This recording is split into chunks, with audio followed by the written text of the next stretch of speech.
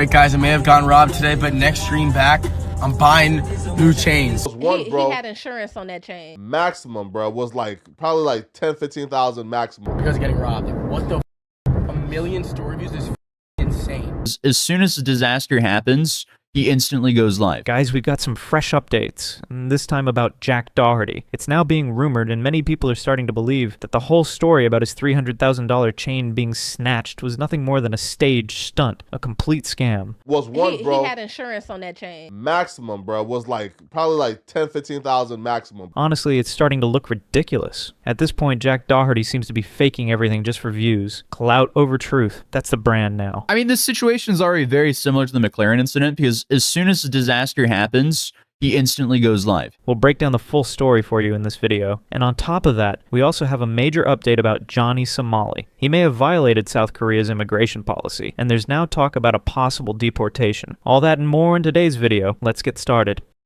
Let's start with the Jack Doherty update. As many of you already know, Jack recently claimed that his $300,000 jewelry was snatched during an incident in Los Angeles, a story that quickly went viral and sent the internet into a frenzy. He's even been seen looking visibly stressed in recent videos. But now, there's a twist. Many people online are calling it out as another one of Jack's scams. With his views dropping and followers losing interest, it's starting to seem like this was just another staged drama to put him back in the spotlight. And honestly, this isn't the first time. Jack has been pulling off stunts recently. Anything to stay relevant. To kick things off, I want to show you a clip from a podcast where someone actually debunks the chain's value. They claim it's not $300,000 at all. It could be worth just $10,000 to $15,000. And even if it were real, people are pointing out that Jack already had it insured, so he probably didn't lose a single dollar. I feel like this is something that Jack set up himself. He had insurance on that chain. Or whatever jewelry he Well, got that too, right? And like we seen a chain that he had at No Jumper. That wasn't $300,000, bro. Listen, but like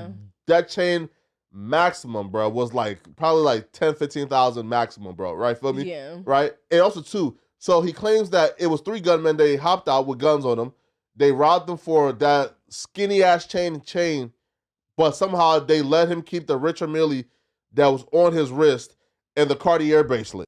Get the out of here, yeah, bro. Like, he got it appraised. That's the insurance scam. When you go get your jewelry, bro, he's lying, bro. He's capping, bro. It's for attention. Jack Doherty definitely know how to get the internet talking. I don't know if he got robbed or not. I'm not saying it's fake or not. Who's taking that skinny ass, bro?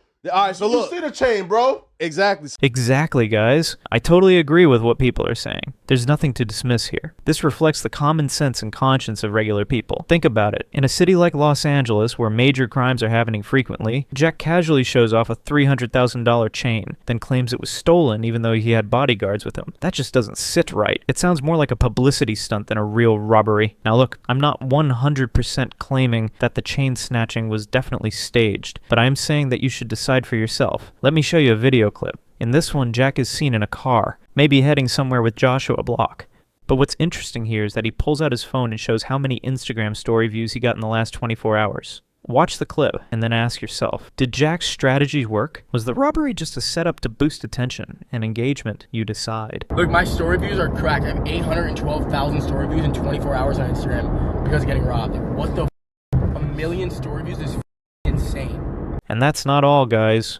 Now look at what Jack said next. He's planning to buy a new chain and do his next stream from Dubai. Yep, you heard that right. It's like the robbery never even happened. Alright guys, I may have gotten robbed today, but next stream back, I'm buying new chains. So I'm not letting no one stop me, but if anyone knows where my chains are at, let me know. I'll give you a little reward. But I'm gonna fly to Dubai where it's safe.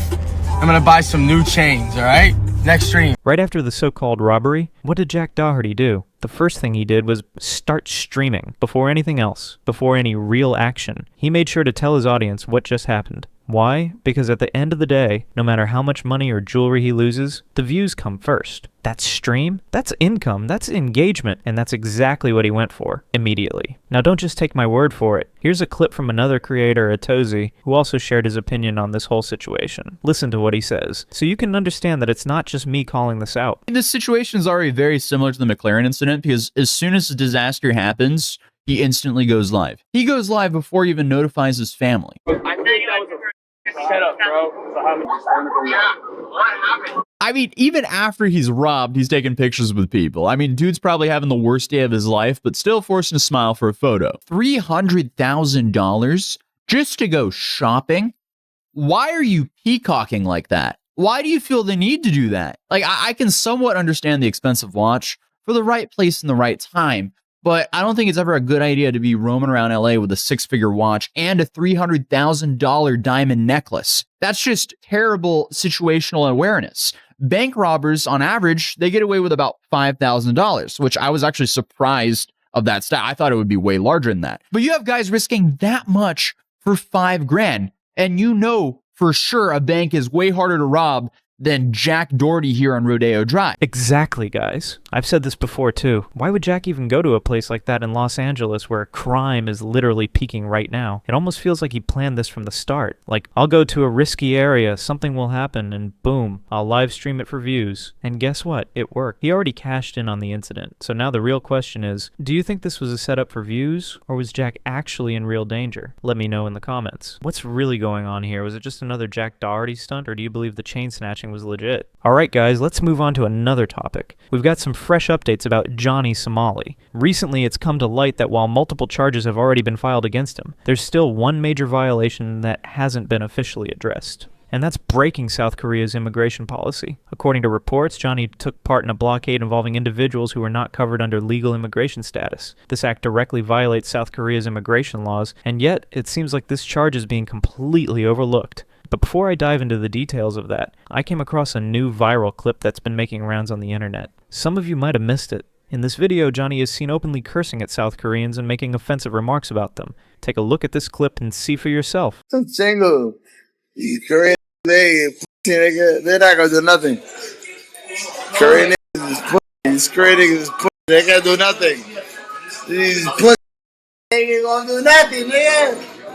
As you just saw, Johnny is in South Korea, yet he's openly insulting South Koreans. What could be more outrageous than that? If you're South Korean and watching this, let us know in the comments how you feel about this kind of behavior. Anyway, let's now dive into the immigration policy violation by Johnny Somali. As many of you might already know, South Korea has a very clear immigration policy. According to this law, no foreigner is allowed to participate in any kind of protest or political demonstration inside the country. But recently, Johnny was seen taking part in a protest, and this is a direct violation of their immigration law. This alone could be grounds for serious legal consequences. In fact, we've received information from a reliable source that states, according to South Korea's Immigration Act, it is illegal for foreigners to take part in political activities in the country. Of course, Johnny Somali has been engaging in various protests he doesn't even care about. This illegal act by Johnny Somali seems to be a nothing burger for the police, though. You can even see here that the Article 7 of the law is being referenced clearly. So now the big question is, what kind of punishment could Johnny face for this? Could this be the final straw that leads to his deportation? Guys, just so you know, if any foreigner breaks South Korea's immigration laws while staying there, the government can take serious legal action against them. First, their visa can be canceled. Then, a deportation order might be issued, meaning they'll be forced to leave the country and return to their home country. If the person commits something more serious, like assault, fighting with the police, or any other criminal act, they could even end up in jail. And having a criminal record like that can make it much harder to get visas for other countries in the future. Now, in Johnny Somali's case, even if he doesn't get deported immediately, he's most likely facing punishment, because at this point,